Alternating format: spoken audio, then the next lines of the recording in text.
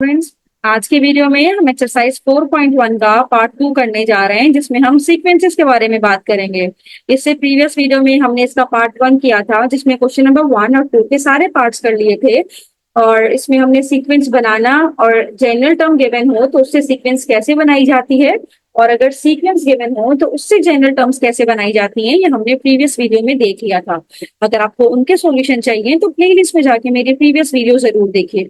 आज के वीडियो में हम 4.1 का पार्ट 2 शुरू करने जा रहे हैं और ये शुरू होगा क्वेश्चन नंबर 3 से। क्वेश्चन नंबर 3 में हमारे पास सीक्वेंस फाइंड आउट करने के लिए कहा गया है और हमें T n plus one is equals to n plus one T n, ये हमें एक जनरल टर्म गिवन है और टी वन की वैल्यू भी हमें गिवन है that is equals to to.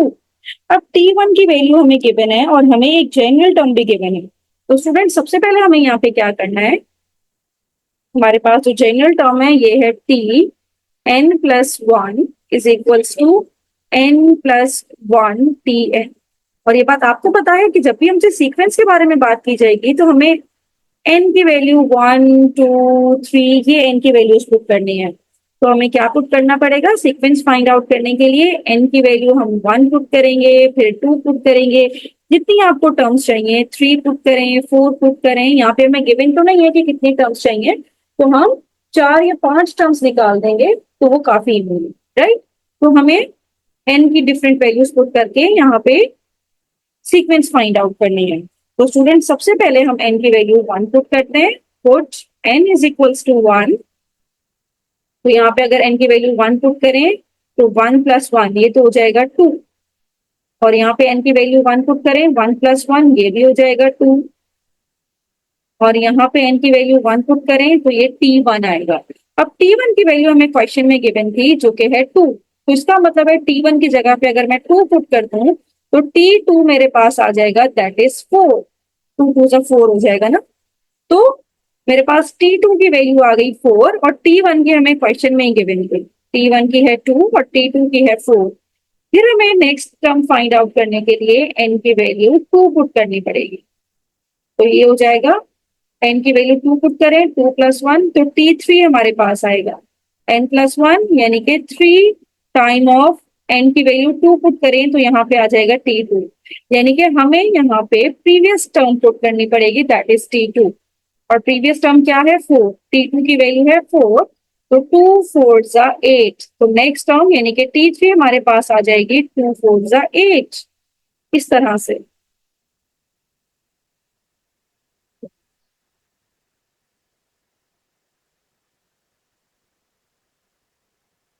हाँ, यहाँ पे हमारे पास n प्लस 1 था ना, तो ये 3 था, दिस इज रॉन्ग, यहाँ पे 3 था, तो यहाँ पे ये 3 था तो 4 3 था ये हो जाएगा 12, तो T3 की वैल्यू हमारे पास आ गई 12। This is your third term. Now अगली टर्म निकालने के लिए n की वैल्यू हम पुट करते हैं 3, put n is equals to 3 इस वाली इक्वेशन में, तो ये हो जाएगा T 3 प्लस 1 4, 3 प्लस 1 यहाँ पे भी 4, और Tn यानी कि T3, और T3 अभी हमने निकाला हुआ है जो कि था 12, तो 12 4 सा 48 होता है। तो इस तरह से मेरे पास T4 की वैल्यू आ गई है 48, राइट। तो चौथी टर्म भी आ गई 48। अगर आपको नेक्स्ट टर्म भी चाहिए तो आप n की वैल्यू 4 पुट करें, जितनी आपको टर्म्स चाहिए n की वैल्यू पुट करते जाइए। 4 प्लस 1 ये होता है 5, n प्लस 1 इज 5 और Tn टू T4, और T4 अभी हमने निकाला है जो कि है 48, तो 48 को 5 से मल्टीप्लाई करते हैं तो T5 आ जाएगा जो कि होता है 240। तो इस तरह से पांचवी टर्म भी हमारे पास आ गई दैट इज 240। तो इस तरह से हमने सीक्वेंस फाइंड आउट कर ली, तो यहाँ पे हम लिखेंगे the sequence of Tn plus 1 is equals to n plus 1 Tn। उसकी हमने सीक्वेंस फाइंड आउट की है जो कि क्या है, पहली टर्म तो है 2 जो कि क्वेश्चन में गिवन है 2, दूसरी टर्म है 4, तीसरी टर्म है 12, चौथी टर्म है हमारे पास 48, फिर है 240 एंड सो ऑन। हमें गिवन नहीं था कितनी टर्म्स निकालनी है, तो एक टर्म हमें क्वेश्चन में गिवन थी तो हमने 4 और टर्म्स निकालनी है। तो इस तरह से हमने सीक्वेंस फाइंड आउट कर लिया। This is the method to find out the sequence जब हमारे पास nth टर्म गिवन है।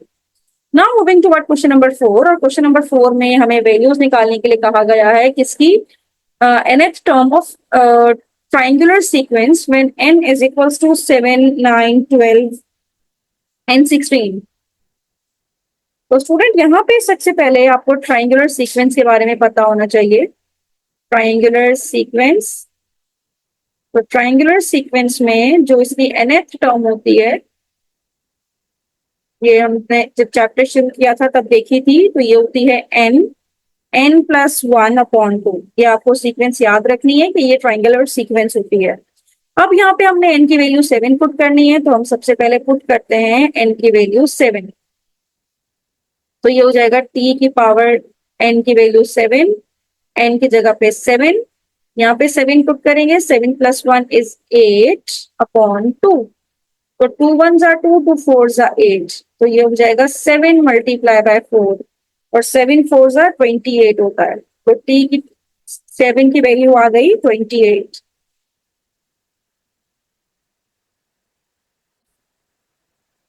अपनी टर्म निकालने के लिए हमने n की वैल्यू पुट करनी है 9, put n is equals to 9। तो इसमें tn हो जाएगा t9, n की जगह पे 9, और 9 + 1 10/2। तो 2 1s are 2, 2 5s are 10। तो डिनोमिनेटर तो खत्म हो गया, ऊपर रह गया 9 × 5, और जब 9 को 5 से मल्टीप्लाई करें तो आंसर आता है 45। 9 5s are 45। तो t9 से भी वैल्यू आ गई जो कि है 45। अब अगली टर्म हमने 12 पुट करनी। Now put n is equals to 12। तो t12 हमारे पास क्या आ जाएगा, n की वैल्यू हमने 12 पुट की, और 12 + 1 is 13, 13/2 हो जाएगा ये। तो 2 1s are 2, 2 6s are 12। तो न्यूमरेटर में रह जाएगा 6 × 13, और 6 को जब 13 से मल्टीप्लाई करेंगे, 13 6 हमारे पास आ जाएगा 78। इस तरह से t12 यानी कि जब n की वैल्यू 12 थी तो टर्म की वैल्यू भी हमारे पास आ गई। अब लास्ट में हमारे पास n की वैल्यू 16 रह गई। तो जब n की वैल्यू 16 पुट करेंगे तो n हो जाएगा 16, और 16 + 1 17/2। 2 1s are 2, 2 8s are 16, यानी कि 8 × 17 करेंगे तो t16 आ जाएगा, और t16 हमारे पास होगा 136। तो इस तरह से जो जो हमें n की वैल्यू गिवन थी हमने उस पे टर्म्स की वैल्यू फाइंड आउट कर ली। तो इस तरह से हम लिख सकते हैं t7 हमसे पूछा था, t7 आ गया 28। हमसे टर्म नंबर 9 पूछा था तो वो आ गया 45। फिर हमसे टर्म नंबर 12 पूछा था तो वो आ गया 78, और टर्म नंबर 16 का आंसर आया है हमारे पास 136। तो इस तरह से हमने चारों टर्म्स की वैल्यूज फाइंड आउट कर ली। अगर nth टर्म हमें गिवन हो या nth टर्म हमें ट्राइंगुलर सीक्वेंस गिवन था, तो उस ट्राइंगुलर सीक्वेंस को हमने कन्वर्ट किया n+1/2 में, और इस तरह से इसकी चारों टर्म्स हमने निकाली। Now moving toward next question number 5, find the first 5 terms of the sequence with general term. और जनरल टर्म हमें गिवन है जो कि है an, यहाँ पे लिख लेते हैं an is equals to n+1 का फैक्टोरियल, और डिनोमिनेटर में आ जाएगा हमारे पास 2 का फैक्टोरियल।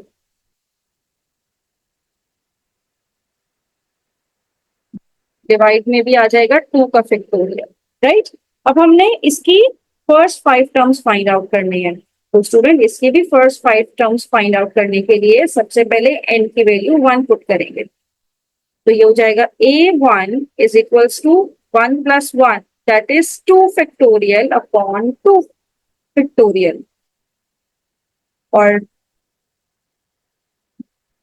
हम पूरा डिटेल से लिखते हैं, n की वैल्यू 1 पुट करते हैं, 1 + 1 फैक्टोरियल अपॉन 2 फैक्टोरियल, और 1 + 1 होता है 2 का फैक्टोरियल अपॉन 2 का फैक्टोरियल। तो ये तो कैंसिल आउट ही हो गए। तो a1 की तो वैल्यू आ गई हमारे पास 1, सिंपल सी a1 की वैल्यू आ गई 1।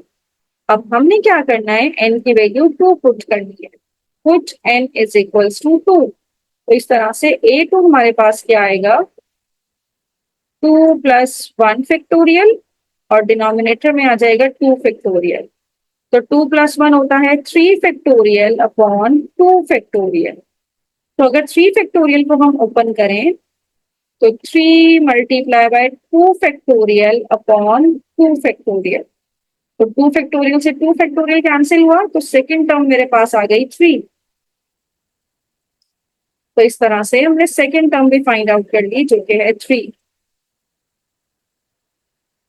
अब अगली टर्म फाइंड आउट करने के लिए n की वैल्यू हम 3 पुट करेंगे, n की वैल्यू 3 पुट करेंगे तो A3 हमारे पास आ जाएगा 3+1, 3+1 फैक्टोरियल अपॉन 2 फैक्टोरियल। 3+1 होता है 4 फैक्टोरियल अपॉन 2 फैक्टोरियल। और 4 फैक्टोरियल को ओपन करें तो 4 multiply by 3 multiply by 2 factorial upon 2 factorial. 4 को हमने 2 फैक्टोरियल तक बस ओपन किया ताकि ये इससे कैंसिल होके 4 3 जा 12, यानी कि A3 की वैल्यू हमारे पास आ जाए जो कि आई है 12। तो इस तरह से हमने फैक्टोरियल ओपन करके उनके आंसर्स लेना है। अब n की वैल्यू हम पुट करेंगे 4, A4 is equals to n की जगह पे आ जाएगा 4+1 फैक्टोरियल और डिनोमिनेटर में आ जाएगा 2 फैक्टोरियल। 4+1 होता है 5 का फैक्टोरियल अपॉन 2 फैक्टोरियल। अब 5 फैक्टोरियल को हम ओपन करेंगे 5 इंटू 4 इंटू 3, 2 फैक्टोरियल तक ही ओपन करेंगे ताकि डिनोमिनेटर वाले 2 से वो कैंसिल आउट हो जाए। तो 5 इंटू 4, 5 4 जा 20 एंड 23 जा 60। तो मेरे पास नेक्स्ट टर्म भी आ गई जो कि है 60। अब हमने n की वैल्यू 5 पुट करनी है। Now put n is equals to 5। तो A5 हो जाएगा 5+1 का फैक्टोरियल अपॉन 2 का फैक्टोरियल। 5+1 होता है 6 का फैक्टोरियल अपॉन 2 का फैक्टोरियल। 6 फैक्टोरियल को ओपन करें तो 6 इंटू 5 इंटू 4 इंटू 3 इंटू 2 तक ही ओपन करेंगे ताकि वो डिनोमिनेटर से कैंसिल आउट हो जाए। 2 फैक्टोरियल से 2 फैक्टोरियल कैंसिल हुआ, 6 इंटू 5 इंटू 4 इंटू 3, तो 5 इंटू 4 इंटू 3 करेंगे तो 60 आता है और 66 है 360। तो A5 हमारे पास आ गया है 360। तो इस तरह से हमने फर्स्ट 5 टर्म्स हमसे पूछी थी तो हमने फर्स्ट 5 टर्म्स फाइंड आउट कर ली है। Hence, the first 5 terms of the sequence is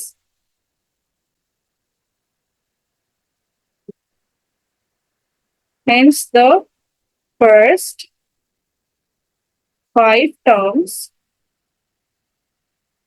of the sequence, first 5 terms of the sequence is, पहली टर्म है 1, दूसरी टर्म है 3, फिर है 12, फिर है 60 और फिर है 360। This is your required result. तो इस तरह से हमने क्वेश्चन नंबर 5 भी सॉल्व कर लिया। अब क्वेश्चन नंबर 5 हम फाइंड आउट करने जा रहे हैं जिसमें हमने पास्कल सीक्वेंस फाइंड आउट करना है। तो स्टूडेंट पास्कल सीक्वेंस अगर आपको लिखना है तो इसका तरीका ये है कि सबसे पहले आप यहाँ पे मेंशन करें कि पास्कल सीक्वेंस क्या है, m factorial upon r factorial और साथ में n माइनस r फैक्टोरियल। अब n की बात तो सही है, n हमें समझ में आता है क्वेश्चन में गिवन होगा, लेकिन जो r है वो हमेशा n से छोटा और इसके बराबर होना चाहिए, less than and equals to n होना चाहिए। यानी कि अगर मैं n की वैल्यू, सबसे पहले हम 5 सेलेक्ट करते हैं, यहाँ पे हम अपना सोल्यूशन शुरू करते हैं और हम सेलेक्ट करते हैं कि n की वैल्यू 5 है। तो जब n की वैल्यू 5 है तो A5 यहाँ पे हमारे पास हो जाएगा n फैक्टोरियल यानी कि 5 फैक्टोरियल और r अभी हमें नहीं पता, r फैक्टोरियल और n की जगह पे 5 माइनस r फैक्टोरियल। यानी कि दो जगह पे r यूज हो रहा है, एक इस जगह पे और एक इस जगह पे। अब हमने क्या करना है, यहाँ पे हमें जिसकी पास्कल सीक्वेंस की डेफिनेशन में गिवन है कि r की वैल्यू n से लेस और इक्वल होनी चाहिए। यानी कि r की वैल्यू हो सकती है 0, r की वैल्यू हो सकती है 1, 2, 3, 4 और 5 तक r की वैल्यू जा सकती है क्योंकि हमारे पास n की वैल्यू 5 तक जा रही है। अब हमने क्या करना है, अब हमने पुट करना है r की डिफरेंट वैल्यू। आर की वैल्यू 0 भी पुट करेंगे, फिर आर की वैल्यू 1 पुट करेंगे, फिर 2 पुट करेंगे, 3 पुट करेंगे, 4 पुट करेंगे, 5 पुट करेंगे, तो हमारे पास n5 के लिए डिफरेंट सीक्वेंस आ जाएंगी, पास्कल सीक्वेंस कहलाएगी वो, when n is equals to 4। तो इस तरह से जब r की वैल्यू 0 हम पुट करेंगे तो ये मेरे पास क्या हो जाएगा, 5 फैक्टोरियल अपॉन 0 फैक्टोरियल, और 5 minus 0 factorial, 5 minus 0 is 5 factorial. तो 5 फैक्टोरियल से 5 फैक्टोरियल तो कैंसिल आउट हो गया, और 0 फैक्टोरियल हमें पता है वो 1 के इक्वल होता है, तो मेरे पास पहली जो टर्म बनेगी वो बनेगी 1, राइट। अब हम पुट करते हैं r की वैल्यू 1। तो जब r की वैल्यू 1 पुट करेंगे तो ये हमारे पास हो जाएगा 5 फैक्टोरियल, और r की वैल्यू हो जाएगी 1 फैक्टोरियल, और 5 माइनस 1 इज 4 फैक्टोरियल। तो 5 फैक्टोरियल को ओपन करें, 5 इंटू 4 फैक्टोरियल तक, ताकि डिनोमिनेटर के 4 फैक्टोरियल से वो कैंसिल आउट हो जाए और दूसरी टर्म भी हमारे पास आ जाए जो कि है 5। अब इसी तरह से r की वैल्यू 2 पुट कीजिए, और r की वैल्यू 2 पुट करेंगे तो ये हो जाएगा 5 फैक्टोरियल अपॉन r की वैल्यू है 2 फैक्टोरियल, और n minus r is 5 minus 2 is 3 factorial. तो अब इसको ओपन करेंगे, 5 इंटू 4, 3 फैक्टोरियल तक ही ओपन करेंगे, और डिनोमिनेटर में 2 फैक्टोरियल इंटू 3 फैक्टोरियल, 3 से 3 तो कैंसिल आउट हो गया, 5 4 जार 20, 20 अपॉन 2 फैक्टोरियल की वैल्यू 2, 2 1 जार 2, 2 10 जार 20, तो इसकी वैल्यू आ गई 10। तो पहली वैल्यू आई है 5, दूसरी आई है 1 5, और तीसरी आई है 10। नेक्स्ट, अब n की वैल्यू पुट करते हैं हम 4, r की वैल्यू, r की वैल्यू 4 पुट करेंगे तो ये हो जाएगा 5 फैक्टोरियल अपॉन r फैक्टोरियल, यानी कि 4 फैक्टोरियल, और 5 माइनस 4, 5 माइनस 4 हो जाएगा 1 फैक्टोरियल। तो 5 इंटू 4 फैक्टोरियल तक ओपन करेंगे ताकि नीचे 4 फैक्टोरियल से वो कैंसिल आउट हो जाए, और आंसर हमारे पास आ गया है 5, राइट। अब r की वैल्यू 5 पुट करेंगे तो ऊपर तो 5 फैक्टोरियल एज इट इज रहेगा, डिनोमिनेटर में ये r फैक्टोरियल था, अब ये हो जाएगा मेरे पास 5 फैक्टोरियल, और 5 माइनस 5 इज 0 फैक्टोरियल। तो 0 फैक्टोरियल का आंसर तो 1 ही आता है, 5 फैक्टोरियल से 5 फैक्टोरियल कैंसिल हुआ, तो 1 अपॉन 1, यानी कि 5 से आंसर आया 1। तो जब n की वैल्यू 5 थी, for n is equals to 5, the Pascal sequence is the Pascal sequence is क्या सीक्वेंस हमारे पास बनी है, ये तो 1 आएगा ना, 1 अपॉन 1 इज 1। तो पहली वैल्यू 1 आई, दूसरी वैल्यू 5 आई, फिर हमारे पास 10 आई, चौथी वैल्यू हमारे पास 5 आई, फिर हमारे पास ये 1 आई। तो इस तरह से हमने पास्कल सीक्वेंस फाइंड आउट की जब n की वैल्यू 5 थी। अब n की वैल्यू 6 पे हमने काम करना है, तो n की वैल्यू 6 पे हम काम कर लेते हैं। यहाँ पे पास्कल सीक्वेंस लिखते हैं।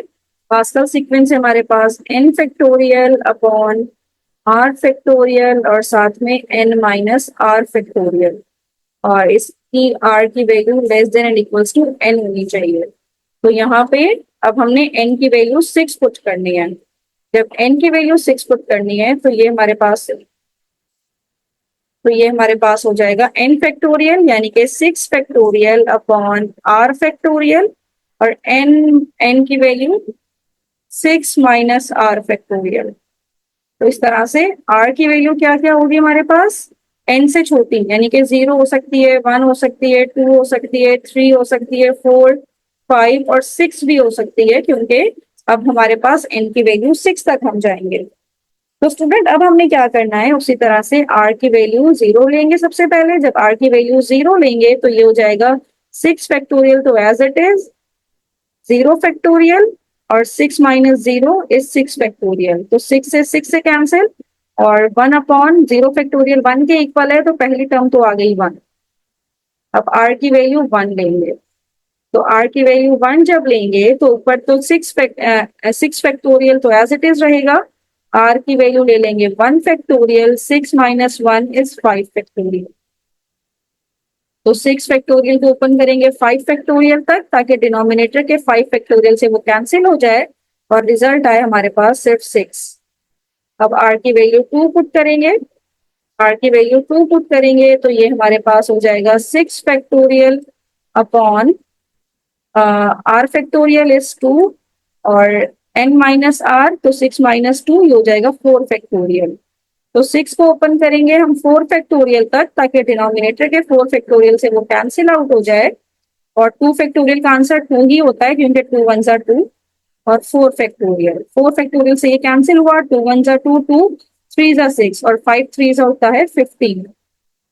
तो इस तरह से हमारे पास ये टर्म भी आ गई। नाउ नेक्स्ट 2 पुट कर लिया, अब 3 पुट करते हैं, फिर 4 5 6 तक जाएंगे।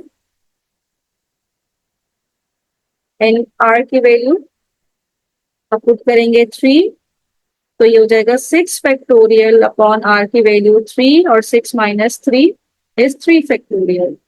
तो इस 6 को हम ओपन करते हैं 3 तक, 6 इंटू 5 इंटू 4 इंटू 3 फैक्टोरियल, और एक 3 फैक्टोरियल को अगर हम ओपन करें तो 3 2 जा 6 और साथ में 3 फैक्टोरियल, इससे ये कैंसिल हुआ, 6 से 6 कैंसिल हुआ, 5 4 जा आ गया 20। नाउ नेक्स्ट आर की वैल्यू पुट करेंगे 4, तो 6 फैक्टोरियल, आर की वैल्यू है 4 फैक्टोरियल, 6 माइनस 4 इज 2 फैक्टोरियल। तो 6 फैक्टोरियल को ओपन करेंगे 4 फैक्टोरियल तक, ताकि डिनोमिनेटर के 4 फैक्टोरियल से वो कैंसिल हो जाए और 2 फैक्टोरियल का आंसर 2 ही रहता है। ये कैंसिल हुआ, 2 1 जा 2 2 3 जा 6 और 5 3 जा होता है 15। फिर आर की वैल्यू 5, तो 6 फैक्टोरियल अपॉन आर यानी कि 5 फैक्टोरियल और 6 माइनस 5 इज 1 का फैक्टोरियल।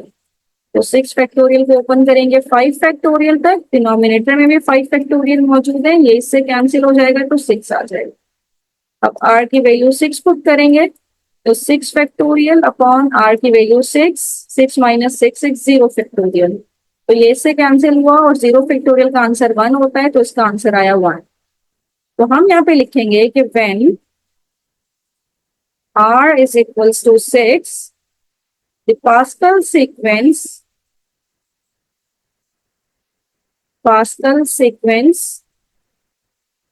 is, पहली टर्म है 1, फिर है 6, फिर है 15, फिर है 20, फिर है 15, फिर है 6, फिर है 1।